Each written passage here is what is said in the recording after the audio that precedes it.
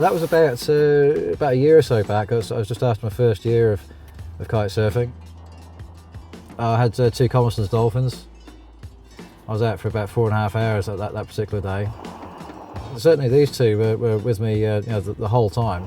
Yeah. Very inquisitive, very playful, very interested in the board and also the kites. If the kite's in the water, they will go up to the kite and nudge it around quite a bit. Yeah. I was just having a break, and it's quite shallow water out there, so I was able to film them underwater. Yeah.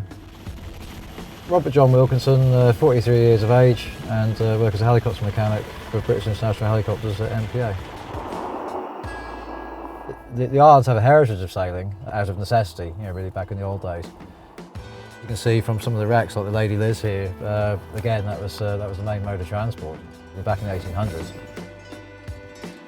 I certainly get quite a kick out of having something which is wind related or wind powered. You're not burning any petrol or diesel or anything, so to really enjoy yourself. Look at some of the skyscapes we get here. I mean, you sort of get a pretty decent day or quite a stormy day or a beautiful day or whatever. I mean, how can you not look around and not appreciate what people have got here? It's just it's quite unique.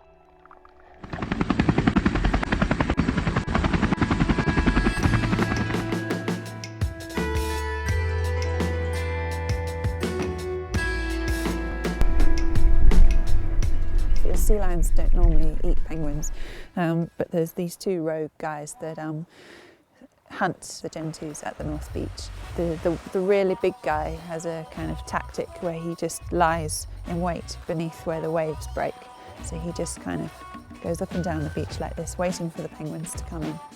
If you stand on the beach, the penguins come towards you, and the sea lion also comes towards you. And he usually tries to catch them just in the surf, just as they jump onto the beach.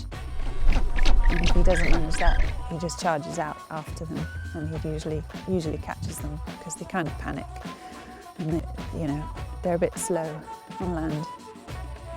I'm Georgina Strange, and we're on New Island, a small island off the west coast of the Falklands. It's a nature reserve, so a wildlife sanctuary. I am the manager of the island, so I just look after the logistics. So I'm employed by the New Island Conservation Trust, who are the owners of the island. Scientists from all over the world come to do work here. Those are our main visitors. And film crews, yeah, lots of BBC and things like that. It's a pretty crazy place. It feels, completely removed from the rest of the world in a way. Sometimes you think it's a little bit like being in a giant zoo.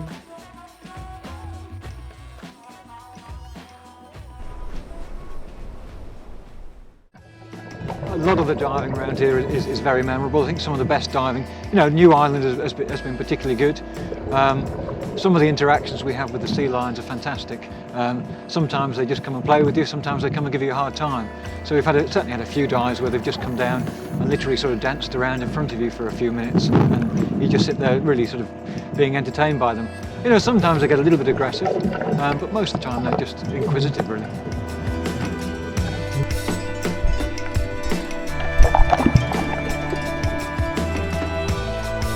Well, the wildlife here is stunning, really. In places like Bird Island, New Island here, just really remarkable wildlife.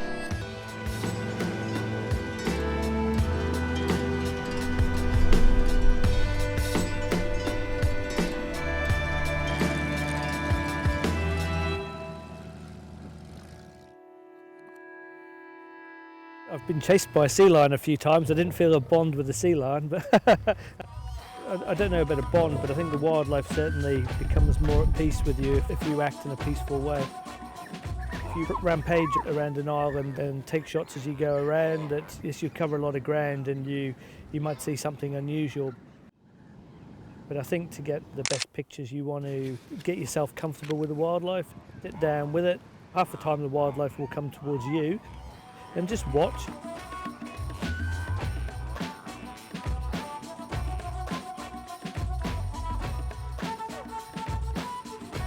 On sea lions I get up very early and look for the orcas at 4:30 in the morning.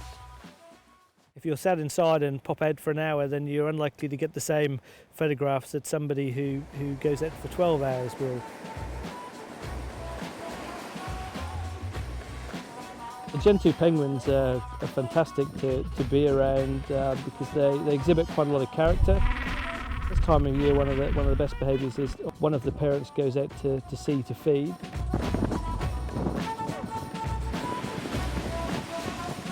Instead of giving the chick the food straight away, it often makes the chicks chase the parents before feeding it, whether it's for exercise or some other reason. It's a fascinating thing to see.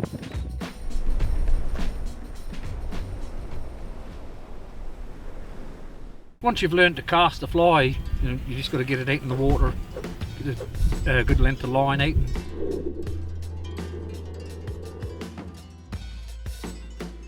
I was probably in my 40s when I started fly fishing. I used to do a lot of spinning before then, and then I started taking tourist out fishing who fly fish, so I felt that I needed to learn how to fly fish if I was going to take people out, learn the techniques for down here and that. Yeah, it's a lot more sophisticated than just throwing a spinner out. In the rivers, you've got to get it in the right spot with the fish are likely to be lying. It's a sport for me, it's not a means of getting food or anything. Yeah, now and again I get into trouble for not taking them home, so now and again I take one.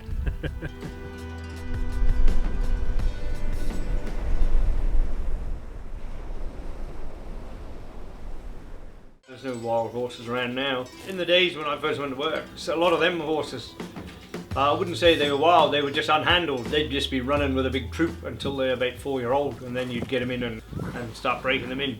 And the method then was you used to put a piece of hide in them around their bottom jaw called a pacow.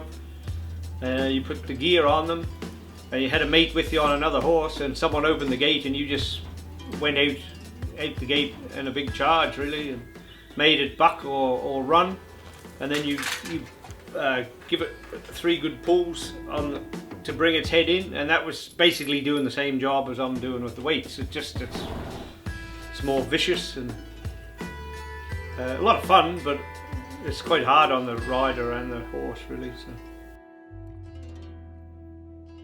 So. In them days, horses were actually used for work, for rounding up sheep and even as private use for transport, but now horses are more used for recreational purposes rather than work. So, been a lot of good horses I've broke in for other people that sadly I've had to give them back to them. Yeah, so you get attached to some of them. When you get a real good one, it's a shame to see them go back to their owners, but that's the idea. You got them, they pay you for your service really.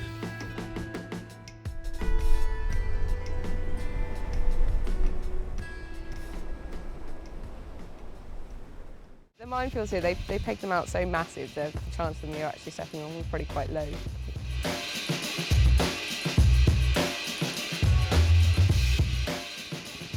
My name is Teslin Bachman, I'm 26 and I'm a journalist at Penguin News. The local newspaper, I suppose. Not a newspaper about penguins. I run to keep fit. For me it's a good chance to get out of town and listen to music and just switch off from everything and just kind of decompress. And I like long distance running just because after about 5 miles is when I really get into a run, and that's when I start to enjoy it. Well, the last time I did the marathon, I did it for the first time in 2010. I think everyone kind of has that thing that they always like to do a marathon, so I thought, right, I'd never really run that far before, and I did the half marathon, which was about a month before.